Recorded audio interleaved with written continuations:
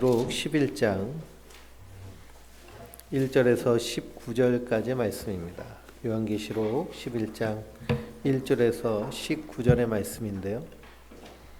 1절부터 3절까지만 한 목소리로 같이 읽겠습니다.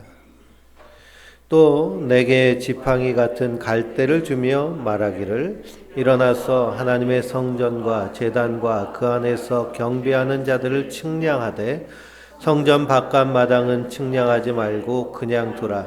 이것은 이방인에게 주었은즉 그들이 거룩한 성을 42달 동안 짓밟으리라.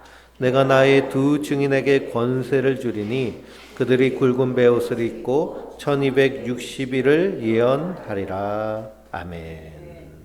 할렐루야. 하나님께서 주시는 은혜와 평강이 우리 성도님들 위해 늘 충만하시기를 주님의 이름으로 축원드립니다. 요즘 날씨가 오락가락해서요, 감기와 여러 가지 질환이 심합니다. 그래서 우리 장로님도 감기가 너무 심하셔가지고요, 예배를 참석하지 못하셨어요. 우리 장로님이 예배 못 오셨다는 것은 정말 아프시다는 거예요. 죽도록 아프다는 얘기입니다. 그래서 대상포진이 온몸에 퍼졌을 때도 오신 분이신데 그렇게 못 오실 정도로 지금 많이 아프세요. 위에서 기도해 주시고요. 우리 박민식 집사님은 교통사고가 나서 바퀴가 발을 밟고 지나가서 입원하고 있습니다. 그래서 오늘 퇴원한다 그러는데요. 위에서도 많이 기도해 주시기 바랍니다. 우리가 이 땅을 살면서 수많은 그런 외적, 내적인 공격을 받고 있습니다. 그래서 성경은 하나님의 전신갑주를 입으라라고 말씀하고 있는데요. 에베소서 6장에 나오죠. 왜 그러느냐? 우리의 싸움은 혈과 육을 상대하는 것이 아니라 하늘에 있는 악한 영들을 상대함이라 라고 말씀하고 있습니다. 그러니까 우리는 안팎으로 다 전쟁 중이라는 거예요.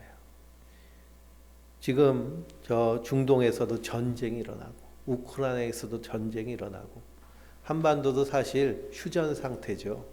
그런데 우리 안에서도 늘 전쟁이 있습니다. 우리는 늘 원하는 것이 이 전쟁에서 승리하기를 원하죠. 2024년도에 뭔가 좀 새로워지기를 원하고, 뭔가 좀 바뀌기를 원하고, 뭔가 좀 풍성해지기 원하고, 이전과는 다른 뭔가 새로움을 갈망하지만 그것이 잘 되지 않습니다. 그래서 내가 어떤 습관을 가지고 있느냐가 참 중요한데요. 고든 코스비라고 하는, 다 들어보셨을 텐데요. 그 교수는 성공하는 사람의 7가지 습관에 대해서 얘기합니다. 이 습관의 힘이 중요하다는 거예요. 스탠포드의 뇌과학자 앤드류 후보만은 뇌 가소성에 대해서 얘기합니다.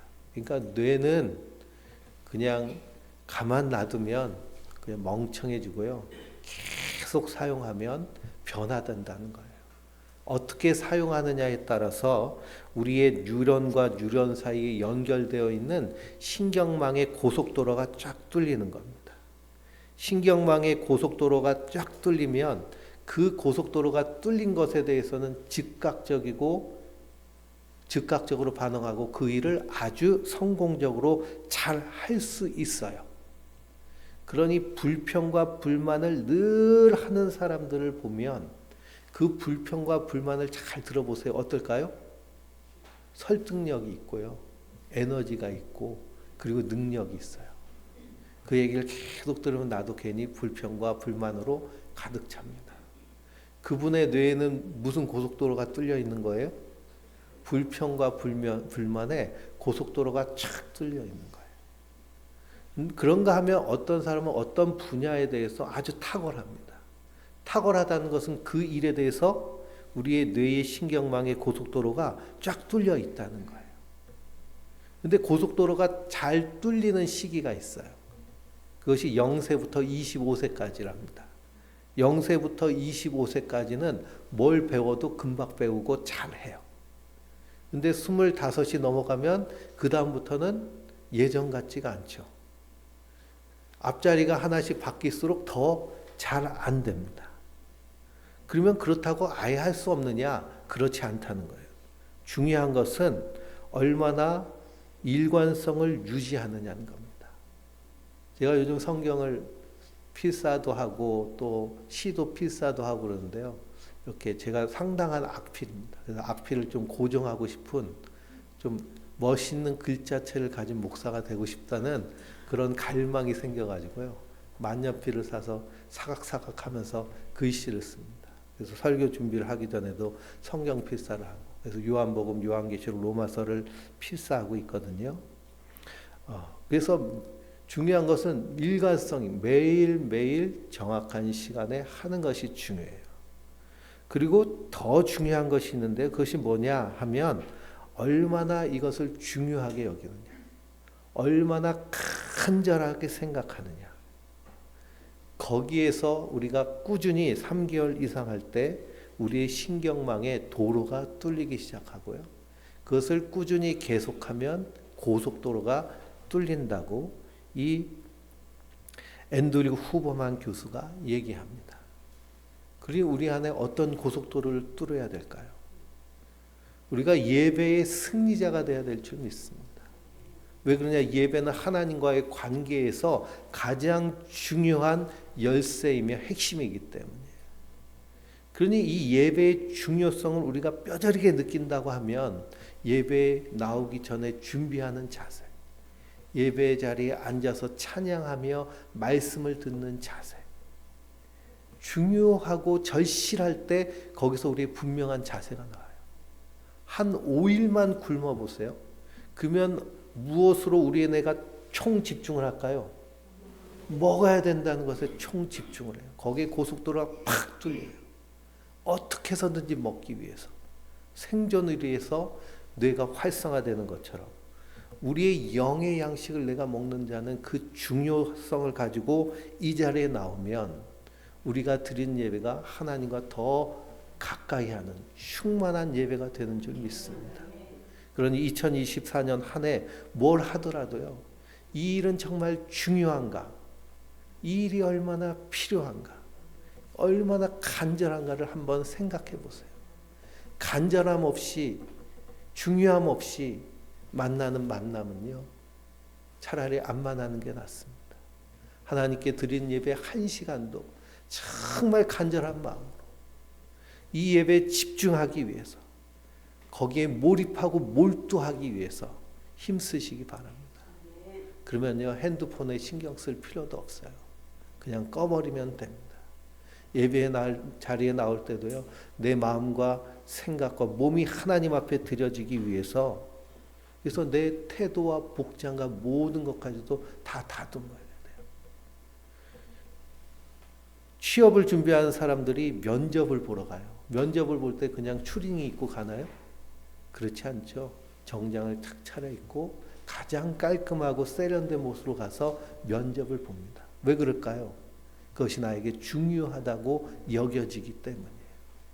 우리가 순간순간, 매 순간을 이렇게 중요하고 소중하게 살아낸다면 그것이 쌓이고 쌓여서 우리의 삶이 완전히 180도 바뀌게 될 줄 믿습니다. 뿐만 아니라 우리의 뇌의 신경망에도 고속도로가 착 뚫려서요, 그 다음에는 자연스럽고 자동적으로 그렇게 되는 거예요. 지난주에 6번째 나팔이 울려 퍼졌습니다. 6번째 나팔이 울려 퍼지는, 그래서 7인, 그리고 7나팔, 7대접, 이것은 십자가에서 이루어진 영적인 일이에요. 예수님이 우리의 허물과 죄를 대신 지시고 십자가에 달려 죽으심으로 말미암아 우리를 구원하셨습니다. 값을 주고 사셨어요. 단번에, 우리가 볼 때에는 단순간에 이루어진 그 십자가의 구원이지만 영적으로 볼 때는 이 영적 전쟁이 어떻다는 거예요? 이렇게 치열하고 이렇게 강렬하다는 겁니다. 하나님의 구원의 계획이 이렇게 치밀하고 이렇게 계획적이고 철저하게 이루어졌다는 것을 요한은 하나님 나라의 저 천성에 올라가서 그 환상을 보며 이 하나님이 십자가를 통해서 이루신 그 사역을 보게 되는 거예요. 그러니 요한계시록의 이 7인, 7나팔, 7대접은 앞으로 이루어질 일이 아니라 십자가에서 다 이루신 일입니다. 그리고 십자가가 우리의 신앙에서 얼마나 중요한가를 사도 요한은 이 계시록을 통해서 우리에게 보여주고 있는 거예요.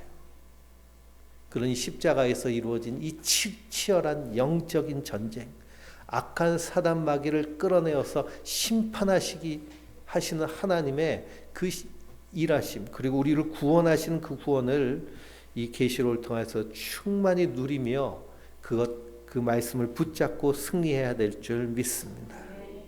그러니 사도 요한이 두루마리 책을 받았어요.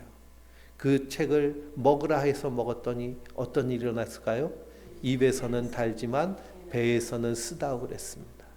하나님 말씀이 우리의 입에 달다고 그래요. 우리 성도님들은 날마다 그 하나님의 달콤한 말씀을 받고 사셨나요? 한 주간 동안 식사는 잘 하셨나요? 우리가 육신을 위하여서 밥을 먹는 것만큼 영을 위하여서 하나님의 말씀을 섭취하는 것처럼 중요한 것이 없습니다. 여기에 우리가 절실함을 느껴야 돼요. 많이 먹느냐도 중요하지만 얼마나 좋은 음식을 먹느냐가 더 중요하죠. 성경을 다독하는 것도 중요하지만요, 한 구절을 붙잡고 하루를 살아내는 것도 중요해요. 그래서 저는 한 구절 주신 말씀을 아주 정성껏 써봐요. 그걸 계속 써요. 그 말씀을 연구하고 기도하면서도 그 말씀을 묵상하고, 그렇게 집중력 있게 살아갈 때 우리 안에서 더 충만해지는 줄 믿습니다. 그런데 배에서는 써요. 배에서 쓰다는 건 뭐냐? 이 구원의 십자가의 은혜의 말씀을 내가 받을 때는 기쁨으로 받지만 이것을 나의 삶 가운데 살아낼 때는 치열한 영적인 전쟁이 일어나는 거예요. 성경은 우리의 배를 욕망으로 표현하고 있습니다. 세상이 주는 욕망, 우리 안에서 있는 내 육신의 욕망들, 말씀이 들어오면 이 육신의 욕망과 성령께서 주시는 성령의 욕망이 어떻게 될까요? 서로 싸우는 거예요. 영적 전쟁이 일어납니다. 그래서 우리 배에서는 쓰지만 결국 누가 이기셔야 될까요? 예수님이 이기셔야 될 줄 믿습니다. 말씀이 이기셔야 될 줄 믿습니다. 그게 나는 죽고 예수로 사는 모습인 줄 믿습니다. 그리고 10장 11절에 그가 내게 말하기를 내가 많은 백성과 나라와 방언과 임금에게 다시 예언해야 하리라 라고 하십니다. 이것이 예수님의 십자가와 부활을 증거하는 증인의 사명에 대해서 말씀하고 있는 거예요. 오늘 말씀 1절에서 3절을 쭉 읽어보니 1절에 보니까 갈대를 주며 말하기를 일어나서 하나님의 성전과 제단과 그 안에 경배하는 자를 어떻게 하라 그래요? 측량하라고 말씀하고 있습니다.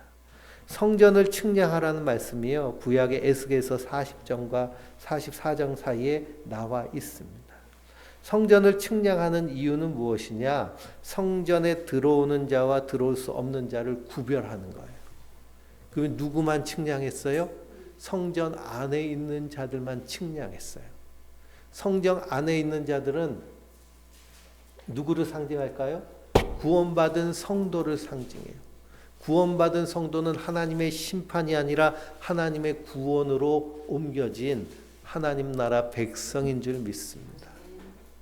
그러니 우리 그리스도인들은 어디에 거하는 자들이에요? 성전 안에 거하는 자들이에요.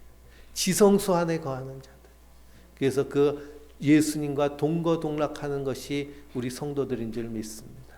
그래서 사도 바울은 뭐라고 하나요? 너희 몸이 하나님의 성전인 것을 너희가 알지 못하느냐? 값을 주고 산 것이 되었으니 아무도 자랑하지 못할 것이니라 하십니다. 우리를 값을 주고 사셨어요. 무슨 값을 치르셨나요?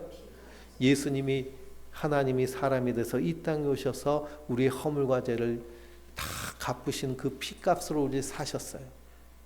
하나님의 영이 거하시려면 우리가 깨끗해야 돼요? 더러워야 돼요? 깨끗해야죠. 어떻게 깨끗하게 하셨어요? 어린 양의 보배로운 피로 깨끗하게 씻어주셨어요. 그래서 우리가 하나님의 성전인 줄 믿습니다.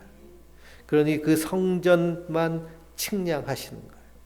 성전 밖은 어떻게 하라고 하셨어요? 그냥 두라고 하십니다. 하나님이 심판하신다는 거예요. 근데 여기에 42달이라는 날짜가 나오고요. 그 다음에는 1260일이라는 그러한 일자가 나옵니다. 다니엘서를 보면 한때, 두때, 반때라는 그런 말도 나오죠. 그러면 42달 동안 짓밟으리라 라고 하시는 이 42달은 무엇을 의미할까요? 42달은 구약 전체로 봐야 됩니다. 구약의 전체의 기간을 42달로 봐야 돼요. 구약이라 함은 창세기의 에덴 동산에서 아담과 하와가 범죄한 이후에 하나님이 전쟁을 선포하시죠. 뱀이 여자의 뒤꿈치를 물고 여자는 그 뱀의 머리를 밟으리라. 이것이 죄가 들어온 이후에 하나님께서 이 땅에 선포하신 전쟁이에요. 이 전쟁이 언제 끝나나요? 예수님께서 십자가에서 구원을 다 이루신 그때까지, 그때에 끝나는 거예요. 그래서 하나님의 완전수는 7이죠. 그래서 7이 두 번 반복하는 7 곱하기 7은 49. 그래서 희년이 있는데요. 7년마다 안식년을 지키고 7년이 7번 되는 그 다음날에는 회년이 돼서 희년이 돼서 대해방의 해를 보냅니다. 7, 7이 49예요. 그러면 42는 7 곱하기 몇이 42일까요? 예, 7 곱하기 6이 42예요. 지금 몇 번째 나팔이 울려 퍼졌죠? 6번째 나팔이 울려 퍼졌어요. 그러니 7, 6이 42, 구약의 전체 기간이 42달로 표현된 것이고 예수님이 십자가에 달려 죽으시고 부활하신 구원의 완성을 이루신 것이 7, 7이 49에서 신년이 선포되는 것입니다.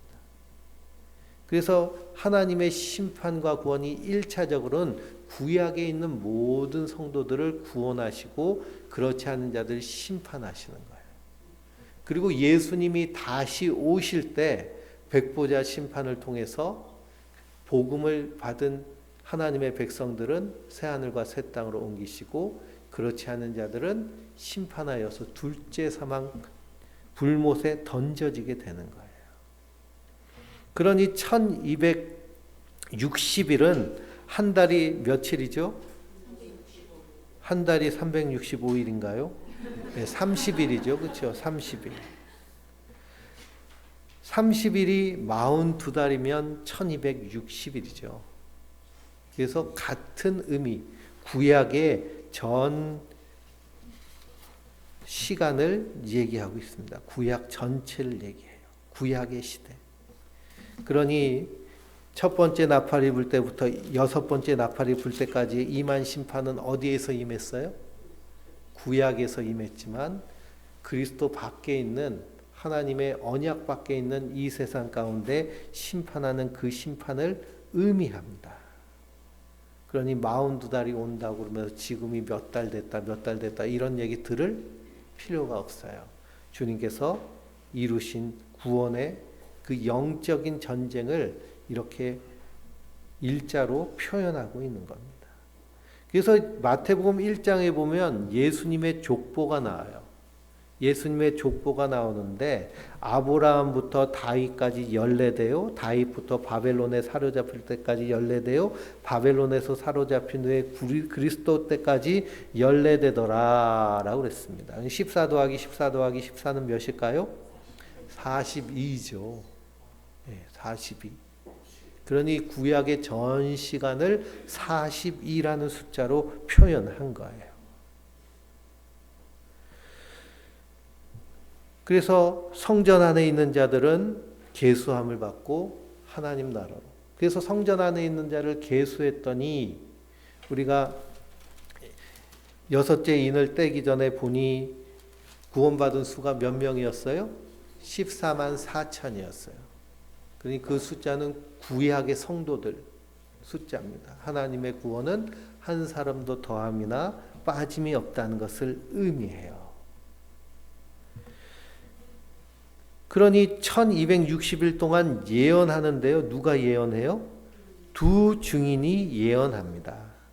그 두 증인에 대한 이야기가 4절부터 6절까지 나오죠. 읽어볼까요? 그들이 이 땅에 주 앞에 서 있는 두 감람나무와 두 촛대니 만일 누구든지 그들이 해하고자 하면 그들의 입에서 불이 나와서 그들의 원수를 삼켜버릴 것이요 누구든지 그들이 해하고자 하면 반드시 그와 같이 죽임을 당하리라. 그들이 권능을 가지고 하늘을 닫아 그 예언하는 날 동안 비가 오지 않게 하고 또 권능을 가지고 물을 피로 변하게 하고 아무 때든지 원하는 대로 여러 가지 재앙으로 땅을 치리로다 그랬습니다. 여기에 나오는 두 증인은 구약에서 그리스도를 증거한 선지자들이에요. 두 감람나무와 두 촛대라고 얘기하죠. 스가랴서 4장에 보면 스가랴 선지자가 환상을 보는데요. 두 감람나무의 환상을 봐요. 그 감람나무가 누구라고 얘기하느냐 하면 대제사장 여호수아와 총독인 스룹바벨이라고 얘기를 해요. 근데 이걸 지금 이 시대에 가져와 가지고 두 감람나무 얘기하면서 감람나무라고 자기를 감람나무라고 얘기하는 사람들이 누굴까요? 예?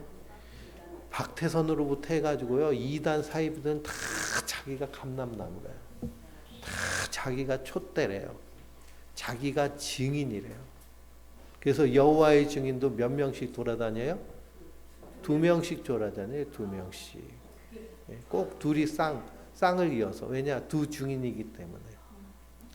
저기 천지도 어떻게 다녀요? 거기도 둘이 짝지어서 다녀요. 자기들이 두 증인을 하고.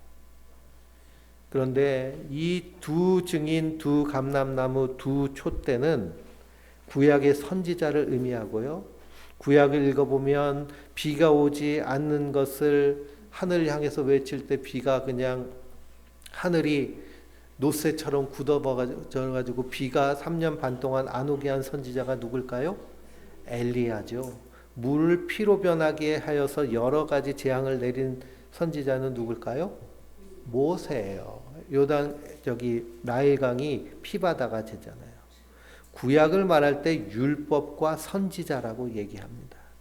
예수님께서 변화산에서 영광스럽게 변화되었을 때 두 명이 나타나요. 그게 누굴까요?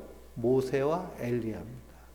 모세는 율법을 대표하고요. 엘리야는 선지자를 대표해요. 이 율법과 선지자가 구약 시대의 두 증인이에요. 그래서 하나님이 살아계신 것과 하나님의 그리스도를 믿어야 구원받은 것을 세상 가운데 선포하며 사랑과 정의로 살아내는 하나님 나라에 대해서 증거한 것이 율법과 선지자예요. 그러니 이것은 율법과 선지자 두 감람나무 이걸 가져와 가지고 내가 감람나무다 그럼 딱 뭐예요? 아유, 저거는 심각하게 뇌손상이 왔구나라고 보면 되겠습니다. 그러니 변화산에서도 바로 율법과 선지자를 대표하는 모세와 엘리야가 예수님의 별세에 대해서 서로 상의하세요. 그러니 두 증인, 두 감람나무, 두 촛대는 구약의 선지자들과 율법이 하나님의 복음을 증거한 겁니다. 메시아가 오실 것. 그래서 마지막 선지자인 세례 요한이 누구를 가리켜요? 예수님을 가르치잖아요. 보라, 세상 죄를 지고 가는 하나님의 어린 양이로다. 사람들이 세례 요한을 따르다가 다 예수님께 가니까 세례 요한의 제자들이 속상해요. 요한복음 강해를 우리가 하고 있는데요. 못 오시면 꼭 유튜브로 강의를 말씀을 들으십시오. 제자들이 속상해서 세례 요한의 제자들이 세례 요한님 선생님 왜 다 절로 보냅니까? 절로 가지 않습니까? 그랬더니 세례 요한이 뭐라 그래요? 그는 흥해야겠고 나는 쇠하여야 하리라. 그는 흥해야겠고 나는 쇠하여야 되리라. 구약의 율법과 선지자가 다 누구를 가르치고 있어요? 예수님을 가르치고 있어요. 구약 성경은 다 예수님에 대해서 얘기하고 증거하고 있어요. 그 증거를 받아서 믿는 자들은 성전 안에 들어가서 계수함을 받고, 그렇지 않은 자들은 짓밟힘을 받는 겁니다. 하나님의 심판이 임하는 것이죠. 그래서 7절에서 8절까지 읽어볼까요? 그들이 그 증언을 마칠 때 무정행으로부터 올라오는 짐승이 그들과 더불어 전쟁을 일으켜 그들을 이기고 그들을 죽일 터인즉 그들의 시체가 큰 성 길에 있으리니 그 성은 영적으로 하면 소돔이라고도 하고 예루살렘이라고도 하니 곧 그들이 주께서 십자가에 못 박히신 곳이라. 백성과 족속과 방언과 나라 중에서 사람들이 그 시체를 사흘 반 동안 보며 무덤에 장사하지 못하게 하리로다 그랬습니다. 그러니 이 구약의 증인들이 증언을 마칠 때에 뭐가 올라와요? 무적행에서 짐승이 올라와요. 그와 더불어 전쟁을 일으켜요. 이 전쟁은 영적인 전쟁이죠. 이 전쟁으로 말미암아 구약의 수많은 선지자들이 어떻게 됐을까요? 죽임을 당하고 고난을 당해요. 그래서 누가복음 13장 33절을 보면 예수님이 이런 말씀하세요. 선지자가 예루살렘 밖에서 죽는 일이 없다고 말씀하십니다. 그리고 마지막 선지자인 세례 요한도 어디서 죽었어요? 예루살렘에서 목이 잘려서 죽임을 당합니다. 그러니 이 큰 성이라 한 것은 시체가 길에 있는 성은 예루살렘을 의미해요. 근데 예루살렘 우리 거룩한 성 하나님의 성 시온산이 있다고 얘기를 하는데 하나님 보실 때 영적으로 볼 땐 그곳이 어떤 곳이에요? 소돔이며 애굽인 것입니다. 하나님의 심판이 임하시는. 거기서 누가 못 박혀 죽으셨어요? 예수님이 십자가에 못 박혀 죽으셨습니다. 그래서 그 예루살렘의 십자가가 구약의 증인들과 함께 죽는 겁니다. 그러니 구약에서 구원받은 모든 자들은 그리스도와 함께 십자가에 죽었어요. 그리고 9절에서 11절, 9절 읽었으니까요. 10절부터 11절까지 읽어볼까요? 이 두 선지자가 땅에 사는 자들을 괴롭게 한 고로 땅에 사는 자들이 그들의 죽임을 말미암아 서로 예물을 보내리라 하더라. 3일 밤 후에 하나님께로부터 생기가 그들 속에 들어가매 그들의 발로 일어서니 구경하는 자들이 크게 두려워하더라 그랬습니다.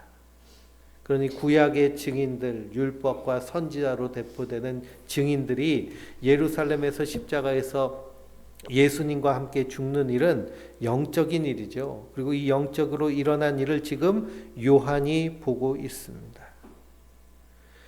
그래서 그들이 죽어서 길가에 버림받았는데요. 3일 반 후에 하나님으로부터 생기가 그 속에 들어가면서 그들이 다시 살아납니다. 그러니 예수님이 부활하셨죠. 며칠 만에 부활하셨어요? 3일 만에 부활하셨습니다. 근데 이들은 3일 반 후에 부활했어요. 그건 무엇을 의미할까요? 예수님이 십자가에서 부활하신 후에 그들을 살리신 것을 의미해요. 예수님이 그들을 살리셨어요. 그에게 주신 언약으로 말미암아. 그리고 그들을 다 하늘로 옮기셨습니다.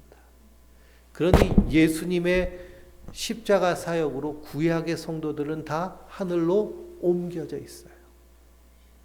그래서 히브리서를 보면 우리에게 허다한 증인들이 있으니 우리가 믿음의 다름질 하려고 하는데 허다한 증인들이 어디 있어요? 하늘에 있다고 그래요.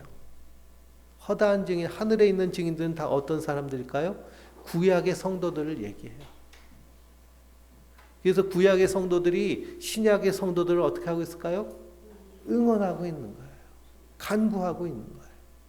우리는 언제 예수님이 다시 오실 때 이 구약의 성도들처럼 영광스러운 모습으로 하나님 나라에 입성하게 될 줄 믿습니다. 그러나 그들은 치열한 영적 전쟁을 맞서 싸운 것이고요. 우리는 누가 싸우셨어요? 예수님이 이기셨어요. 그래서 예수님이 다스림을 받잖아요. 우리는 예수님의 다스림을 받는 하나님 나라에 지금부터 살아가고 있는 것이고 하나님 나라를 이 땅에서 살아내는 자들인 줄 믿습니다. 마태복음 27장 50절을 읽어보면요, 예수께서 다시 크게 소리 지르시고 영혼이 떠나시니라 됐습니다. 예수님이 십자가에 달리시는 이야기죠. 이에 성소 휘장이 위로부터 아래까지 쫙 찢어져서 둘이 되고 땅이 진동하며 바위가 터지고 무덤이 열리며 자던 성도들의 몸이 많이 일어나되 예수의 부활 후에 그들이 무덤에서 나와 거룩한 성에 들어가 많은 사람에게 보이니라 라고 증언하고 있습니다. 예수님이 십자가에 달려 죽으실 때 어떤 일이 일어난 거예요? 구약의 성도들이 부활하여서 하나님 나라에 들어가게 되는 일들을 보게 되는 겁니다. 마찬가지로 우리도 그 은혜를 받았기 때문에 골로새서 3장 1절에서 4절에 그러므로 너희가 그리스도와 함께 다시 살리심을 받았으면 위의 것을 찾으라. 거기는 그리스도께서 하나님 우편에 앉아 계시느니라. 위의 것을 생각하고 땅의 것을 생각하지 말라. 이는 너희가 죽었고 너희 생명이 그리스도와 함께 하나님 안에 감추어졌음이라. 우리 생명이신 그리스도께서 나타나실 그때 너희도 그와 함께 영광 중에 나타나리라. 아멘. 사도 바울이 이렇게 선언하고 있습니다. 밀양이라는 영화를 보면요, 거기 주인공의 딸이 하는 얘기가 있어요. 뭐라고 얘기할까요? 무엇이 중한, 밀양이 아니라 곡성이라는 영화죠. 곡성.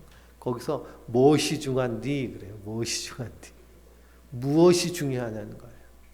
오늘 하루 내가 살면서 무엇이 중요하냐. 내 신앙에서 무엇이 중요하느냐. 예수님이 언제 몇 시에 어디서 어떻게 오시는지 그것이 중요한 것이 아니고요. 그건 하나님만 아신다고 그랬어요. 정말 중요한 건 내가 성전 안에 있느냐가 중요하죠. 그리스도와 동행하고 있는가. 거기에 합당한 삶을 살고 있는가. 안 그러면 세상 유혹에 빠져서 세상 쑥물 먹으며 세상이 말하는 대로 살아가고 있는가. 항상 체크하고 점검하시기 바랍니다. 그러니 구약의 성도들이 다 부르심을 받아서 하나님 나라에 올라가요. 근데 14절을 보니 뭐라 그럴까요? 둘째 화는 지나갔으나 보라 셋째 화가 속히 이르는도다 그랬습니다. 셋째 화, 바로 7번째 나팔이 울려 퍼지는 거예요. 15절을 읽어볼까요? 7째 천사가 나팔을 불 때 하늘에 큰 음성이 나서 이르되 세상 나라가 우리 주와 나라가 되어 그가 세세토록 왕노릇 하시리로다 하니 그랬습니다. 그러니 우리 주와 그의 그리스도의 나라가 되어 이 세상이 그가 세세토록 왕노릇 하시리로다. 이게 7번째 나팔을 통해서 이루어진 일입니다. 요한계시록 10장 7절을 보면 6번째 나팔을 불고 7번째 나팔을 불려고 할 때 어떤 일이 일어날 것인지에 대해서 말씀하고 있어요. 10장 7절을 읽어볼까요? 7대 천사가 소리내는 날 그의 나팔을 불려고 할 때 하나님이 그종 선지자들에게 전하신 복음과 같이 하나님의 그 비밀이 이루어지리라 하더라 그랬습니다. 하나님의 비밀이 7번째 나팔이 울려 퍼질 때 이루어지는 거예요. 무엇이 이루어졌을까요?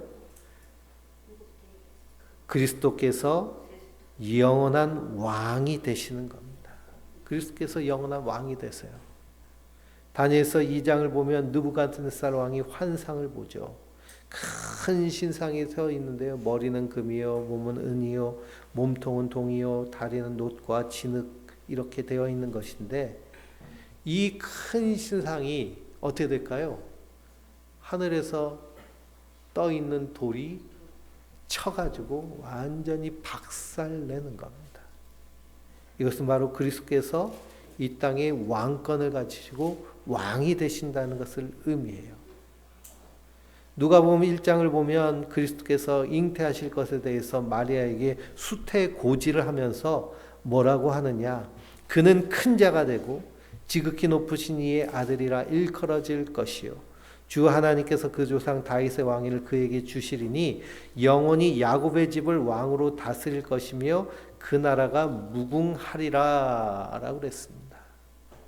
그러니 그리스도 이후에 이 인류의 역사는 수많은 나라가 나타나고 수많은 민족이 나타나고 흥하고 쇠하고 없어지고 사라지는 역사의 연속이죠. 근데 흔들리지 아니하고 망하지 아니하고 사라지지 않는 나라가 있으니 그 나라가 어떤 나라일까요? 응? 하나님 나라예요. 그 하나님 나라가 그리스도의 십자가로부터 시작해서 로마 제국이 300년 동안 우상 숭배하며 이교도였지만 300년 지나니까 그 로마 제국이 어떻게 됐어요? 뒤집어졌잖아요. 밀라노 칙령으로 인해서 콘스탄틴 대제가 기독교를 받아들이고 그리고 기독교를 국교화하기에 이릅니다. 그 당시에 로마 시민 중에 기독교인들이 몇 프로나 되느냐면 10%뿐이 안 됐어요. 10%.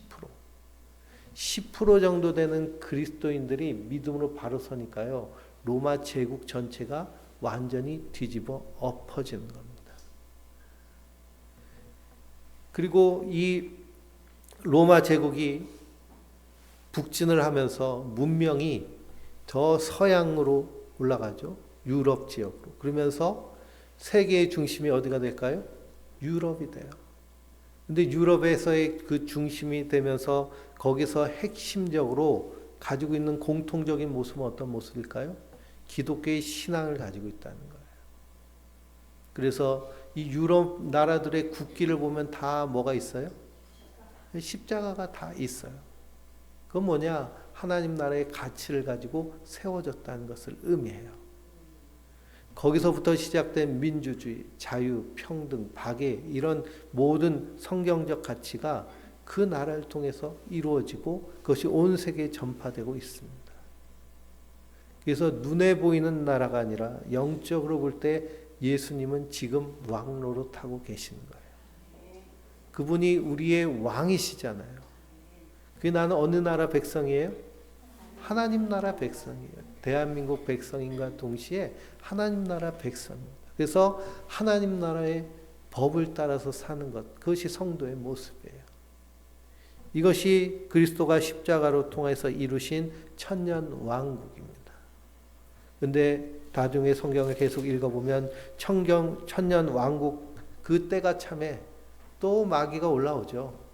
그래서 영적 전쟁, 최후의 전쟁을 치르시고 완전히 진멸하셔서 불지옥에 집어넣으시고 그리고 백보자 심판을 여시는 것이 우리 앞으로 이루어질 일인 줄 믿습니다. 그러니 성도는 사도 바울은 뭐라고 하느냐? 우리 주 예수 그리스도께서 나타나실 때까지 흠 없고 책망받을 것 없이 이 명령을 지키라 라고 하셨습니다. 이 명령은 뭘까요? 사랑하며 살라는 거예요. 예수님이 우리에게 주신 새 계명, 너에게 새 계명을 주노니 서로 사랑하라는 거죠. 그게 내가 어떤 사람으로 살아낼 것인가? 우리가 바로 이 영원한 하나님 나라를 약속으로 받은 하나님 나라 백성이기 때문에 무엇이 중요한지 분명히 아는 사람이 바로 성도들인 줄 믿습니다. 그러니 일곱이란 마지막 최후를 의미하는 것이고 일곱 번째 나팔을 불 때 십자가를 통해서 구약의 모든 자들을 심판하시고 구원하시는 그 영적인 모습들을 사도 요한이 다 보고 우리에게 말씀해 주신 겁니다. 그러니까 1차적으로는 절대로 세대주의 종말론에 속아 넘어가서는 안 될 것이고요. 더 중요한 것은 십자가에서 얼마나 치열한 영적 전쟁이 이루어졌는가. 그러니 예수님께서 승리하셨지만 아직도 이 땅 가운데 악한 사단 마귀가 틈타고 있잖아요. 나라가 아무리 강하고 그리고 국가의 권력이 강하고 그리고 그 치안과 도덕성이 높다 해도요. 거기 반드시 뭐가 있어요? 어둠이 있잖아요. 암흑의 존재가 있잖아요. 대한민국처럼 치안이 좋은 나라도 없다고 그러지만 그래도 여기 다 뭐도 있어요? 조폭도 있고 깡패도 있고 악한 사람도 있습니다. 그러니 그 천년이 다 찰 때 그들이 완전히 진멸할 터인데 그때까지 우리에게 맡겨주신 영적인 전쟁이 있습니다. 이 전쟁에서 승리하기 위하여서 우리가 하나님을 향해서 은혜의 고속도로가 활짝 열려 있어야 돼요. 그래서 우리의 이 신경 안에서 하나님과의 관계에서 뭐를 뚫어야 돼요? 고속도로를 뚫어야 돼요. 국도로 다니면 안 돼요. 국도로 다니면 어떨까요? 꼬불꼬불 가야 되고요. 신호등은 다 걸리고요. 그래서 내비게이션 쳐보면 이 원주에서 서울 가는 길도 국도로 가면은 3시간, 4시간 걸려요. 근데 고속도로는 어때요? 1시간을 탁 싹 가잖아요. 하나님과의 관계에서도 마찬가지고. 내 인생에서 중요하다고 생각한 나의 인생의 목적, 방향, 여기에 대해서 우리가 날마다 체크하고 확인해야 될 줄 믿습니다. 그래서 하나님 우리에게 이 구원의 고속도로를 활짝 열어주셨는데 우리도 이 고속도로를 힘차게 달리는, 고속도로를 걸어가는 사람 없잖아요. 자전거 타고 가는 사람이 없죠. 차가 좋으면 좋을수록 어떻게 될까요? 빨리 갈 수 있습니다. 우리가 이렇게 갈 수 있는. 그래서 마지막 19절에 보면 이 하늘에 있는 하나님의 성전이 열려요. 성전 안에 뭐가 있어요? 하나님의 언약궤가 있습니다. 또 번개와 음성과 우레와 지진과 우박이 있더라 그랬습니다. 땅의 성전은 하늘의 성전의 모형이죠. 땅의 성전은 무너지지만 하늘의 성전은 무너지지 않습니다. 하늘의 성전이 활짝 열렸는데 거기 하나님의 언약궤가 있다는 거예요. 인간은 하나님의 언약을 지키지 못하지만 하나님은 자기의 언약을 반드시 이루시는 줄 믿습니다. 내가 너를 지명하여 불러나니 너는 내 것이라는 거예요. 너희가 먼저 나를 사랑한 것이 아니야 내가 너희를 사랑하여 구원하셨다고 하십니다. 그러니 그 확실한 믿음을 가지고 날마다의 삶 가운데 간절함과 절실함과 중요함을 가지고 우리 인생을 믿음으로 승리하며 살아나가는 하나님의 사람들 되시길 주님의 이름으로 축원드립니다.